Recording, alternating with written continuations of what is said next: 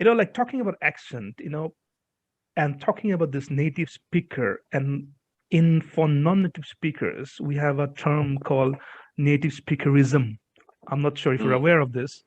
Of course, yeah. I've written about it quite a lot on the blog. Ah, okay. So what do you think about this? Like, does it exist? Like in Yeah, real world? absolutely, it exists. Yeah. Yeah. And Absolutely. 1 minute. mhm. I'm just going to find something to send to you. 1 sec. Give me a second. I'm just going to put a little link in the chat for you there. Yeah, I mean, absolutely it exists, and it exists particularly in two ways, I think. There you go. Yeah. There's still a definite certain kind of native speaker who believes that they are somehow superior simply because of where they were born. Okay. And there's a kind of belief that, non-native speakers can never understand the language in the way that I can. They True. can never understand the culture in the way that I understand it. And only a native speaker has access to this secret cultural and linguistic knowledge. I mean, which is obviously complete rubbish, but True. I think there's definitely a certain kind of native speaker. I also think it's a bit like the straight white male anxiety syndrome, okay? Where particularly in America, in England as well, there's a kind of a narrative which has emerged in the last 20, 30 years as we see greater diversity occurring, and we see a sharing of power that traditionally resided with straight white old men. As that kind of increases, what you get is this idea that we're the victims, we're the ones being discriminated against. Right. And so I think there's a lot of native speakers who cling on to this idea that we must continue to be privileged because we're native speakers. And it comes from a kind of insecurity and a lack of awareness of other people's competencies and abilities. At the same time, I think there is also a kind of internalized colonialism which still exists in the minds of lots of people. So True. you do still see lots of adverts for native speakers only. Very sad. You'll see people use and beyond that, specific kinds of native speakers. I mean, when you look at like the Chinese market, for example, they specify gender, they specify color. So if you're like a black British guy or a kind of South Asian British guy or woman, if you're kind of visibly Muslim, or you're visibly black, or you're visibly gay or whatever, you're already kind of discriminated against before you even get your CV through the door. I'm glad that it's coming from a British. I'm glad that it's coming from a British. It needs to be said, and I've worked with enough really, really excellent. I didn't know this when I started out. When I started out as a teacher, it was like pretty normal for you, yeah. And I think it took me traveling a lot and meeting a lot of so-called non-native speaker teachers, and just realizing how amazing they were and how great they were and how pedagogically aware they were and how linguistically aware they were and all of those things, and seeing them teach and kind of going, that's a really great teacher there. I needed to have those experiences myself in order to kind of open my eyes a little bit and to be made aware of, well, I think it's also just, I guess maybe I'm from a slightly outsider perspective within the UK, in that I'm not a public school received pronunciation Oxford or Cambridge person. So I'm also aware of the kind of way in which accentism works within England. I'm aware of the way in which people with certain accents are looked down on by people with other accents. True. And I'm aware of the way in which all of that operates within a framework of class and power and repression. So, and I think also I grew up, a lot of the time in London around a wide range of different Englishes, so I mean, if you grow up in London, you hear all the time time. You hear Jamaican English, you hear Pakistani English, you hear, you know, Arabic English. You hear all this stuff all the time, and it's completely normal for you, and you don't even think about it really. You just kind of absorb what's around you all the time. And so I kind of grew up aware of the fact that my English was just one kind of English and that there were loads of other Englishes.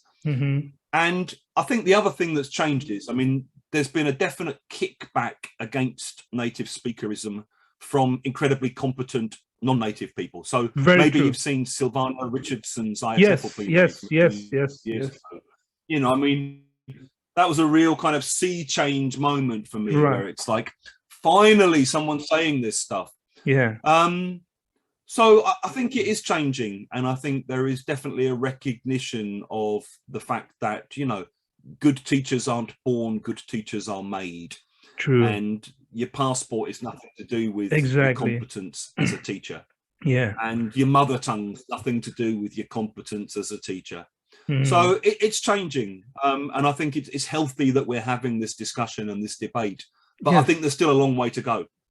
You know. Miles to go. You know what happens? Like, I know people, I mean, for myself, you know, it's completely written native speakers. I mean, the definition of native speaker is not there. That means you have to hold some certain passports. That's it.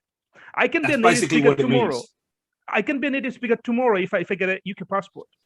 I mean, what's the point? Like, today and tomorrow, what's the point? I have a story about this. Yeah, tell me, please. So I have a friend who's he's originally from the Czech Republic, called Jirka Kasper Jiri, and he lived in London for years, and he did his first certificate here, then his Cambridge Advanced, then his proficiency, and I taught him all that time, and he was an amazing learner. And then he did a degree, and then he did a master's degree, and then he did a PhD. And he married a Czech woman of Vietnamese heritage, and they wanted to go and live in Asia. And he was applying for all these jobs in Hong Kong. And at that point, he still had a Czech passport. And he kept getting letters back saying, I'm sorry, we only employ native speakers. And one day he just said to me, like, fuck it, I'm just going to become British. Okay, I've been here like 12 years. And he got himself a British passport. He went through the nationalization process and then started applying for jobs. And suddenly he was a native speaker. And it's like, the only thing that changed is my passport, people. And it's that simple, you know. That's crazy, because it's you know what, it's ridiculous. Recently I was responsible for hiring a not native speaker, just a foreign teachers for a Russian school. So I was interviewing these people, and it's really sad that they have this arrogance, first of all, and they keep telling that I'm a native speaker. And I'm a native speaker. My go-to question is, you know, what is your, like? It's not a qualification. Yeah, exactly. You know, my go-to question is, you know, what is your ideal lesson plan for present perfect? That's my go-to question. Okay. First of all, they don't know present perfect. They don't know the difference between present perfect and simple past. Forget about MPF, PPP, whatever. Okay. Forget about these terms. They do not know even the basics of this, and they just. And the sad part is that I rejected all of them. And after 1 month, I got to know that they were hired in Vietnam, they were hired in Bangkok, they were hired in Russia, etc. This is crazy. This is like insane. You know, how can you, like? Meanwhile, you have all these amazing Russian, Greek, Spanish, Brazilian, teachers. Indian, yes, teachers, amazing not teachers getting there. jobs. It's ridiculous.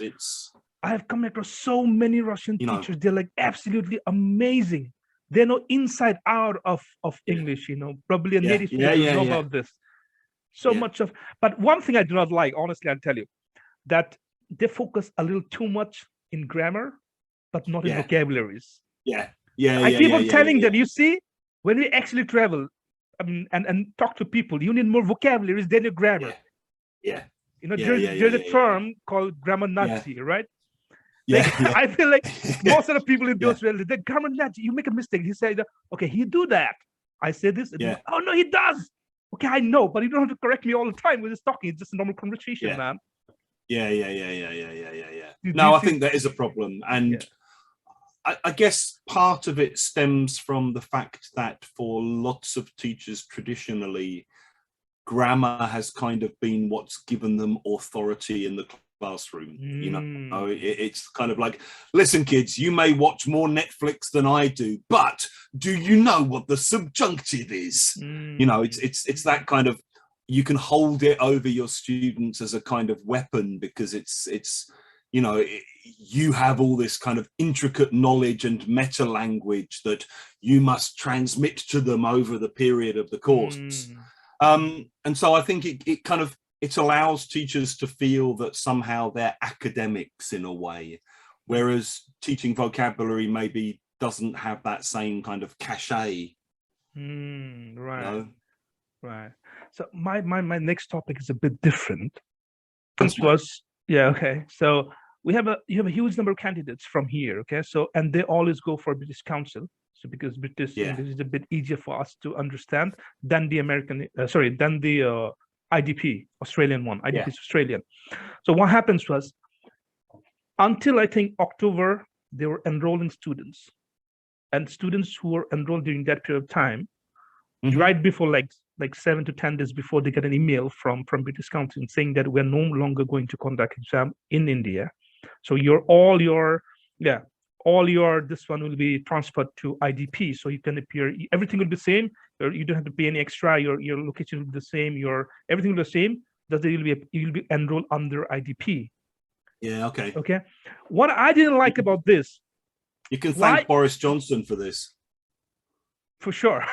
That's political. But you know what I didn't like about this is that why are they acting like the de facto leaders and they can do whatever they want to do? You see, so when you appear for an exam and when you trust them, you have an emotional connection with them.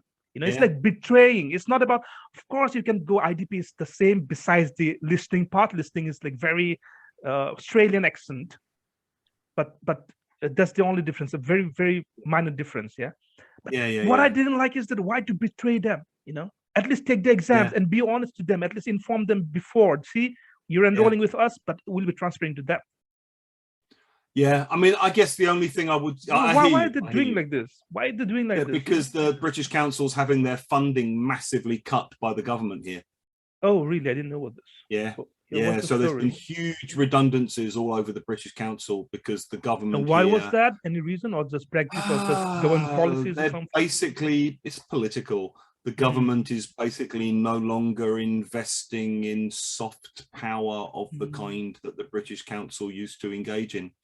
They're going much more for this kind of isolationist, we are an island, people will want British goods because we're the best in the world, and our former colonial subjects will come begging to us for trade deals. And because the people that run this country haven't decolonized their minds in the way that the former colonial subjects have. That's what I was going to tell you. You know, when you said that, some colonies haven't changed them, but they still have this, colonized mentality. Even the rulers, the British have the same. The English upper classes still have this. Yeah. And, I mean, we have this joke, if you're from a lower class background, it's like decolonization begins at home. It's like decolonize your own minds, Minds, exactly. That's very sad, like it is really sad. And that's who's running the country at the moment, is those people who've been to elite public schools and are still being brought up to believe that they're somehow masters and rulers of the world.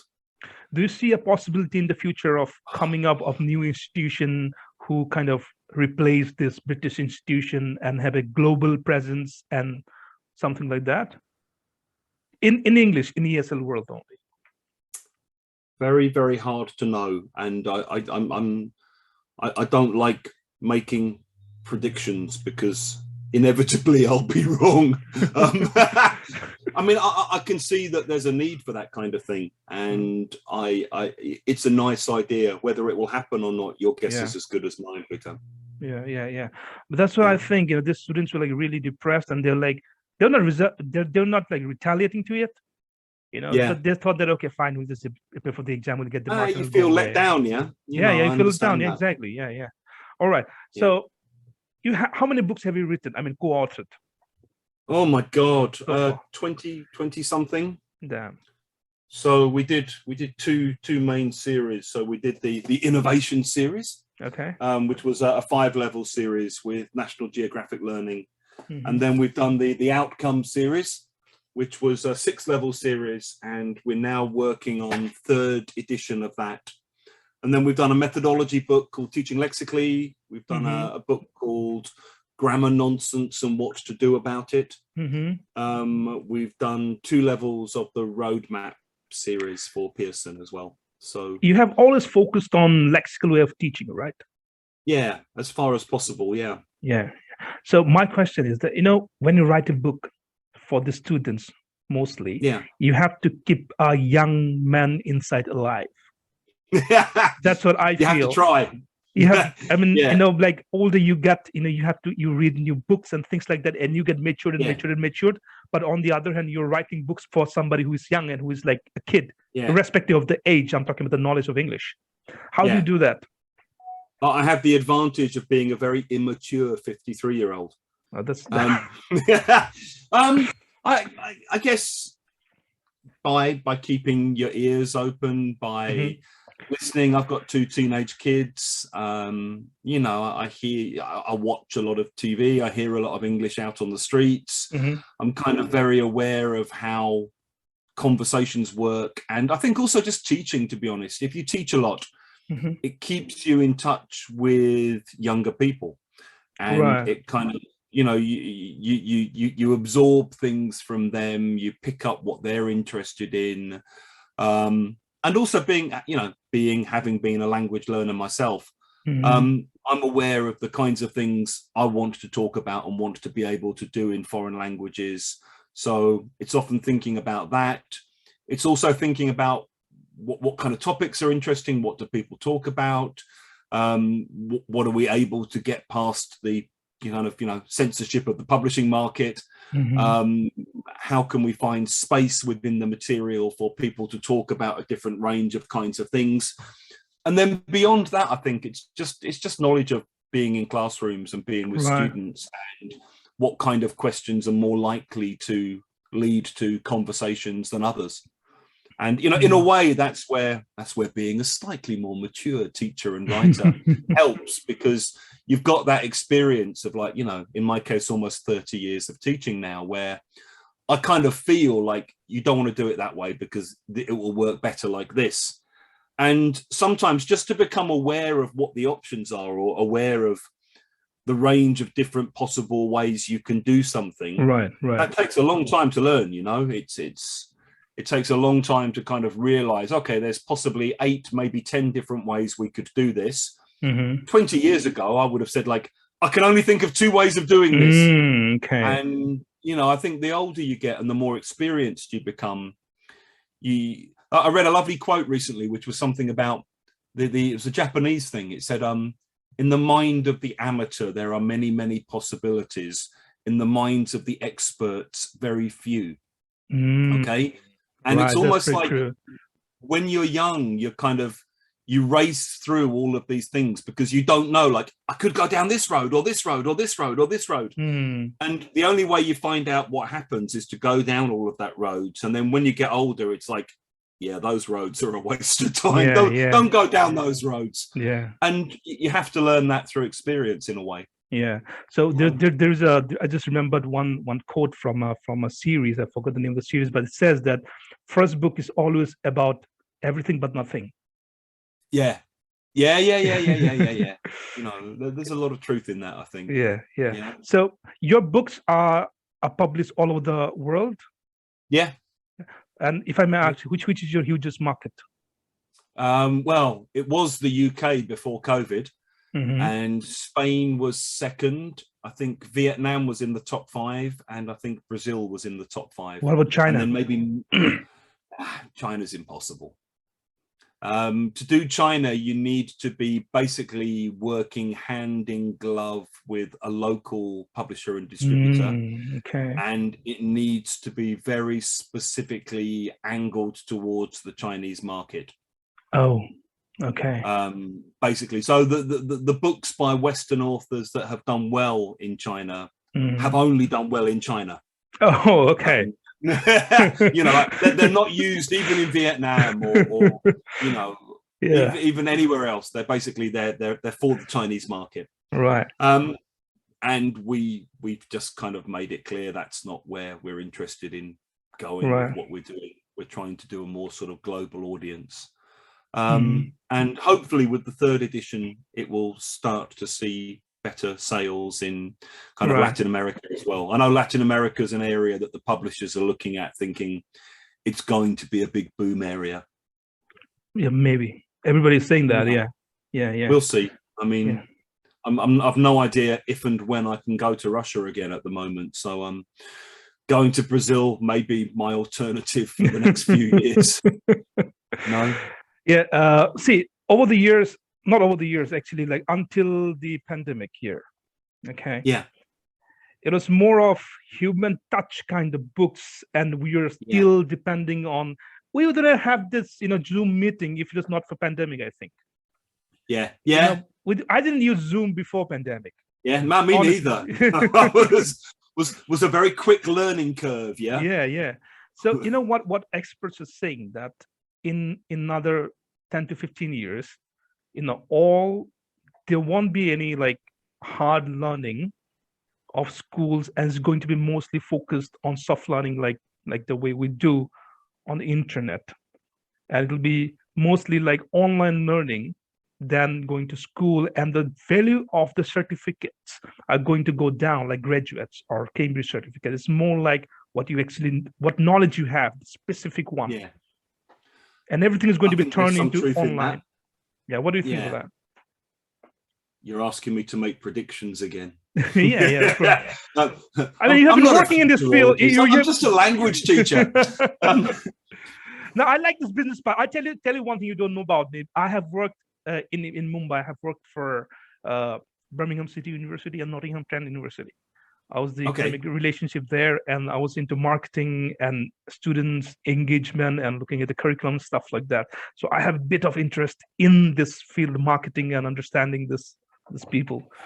You probably know more than me about all this. But still, I don't know about ESL. So I think there's some truth in that. I think there will still be a demand for face-to-face. I mean, kids will still carry on going to their local schools. There will still be local communities of learning and local cultures of learning, and there will still be face-to-face learning occurring. I don't think online learning's going away, and it's obviously going to be a growth area. You're already starting to see the kind of huge mega schools, the kind of Uber sort of platform model schools like Skyeng or someone in Russia, where they have like 100,000 students and 10,000 teachers, and they're operating a very similar kind of platform capitalist model to someone like Uber. And within that, you'll also find niche areas for more kind of tailor-made bespoke schools, the kind of thing we were trying to do with Lexical Lab, where you can target specific groups of people.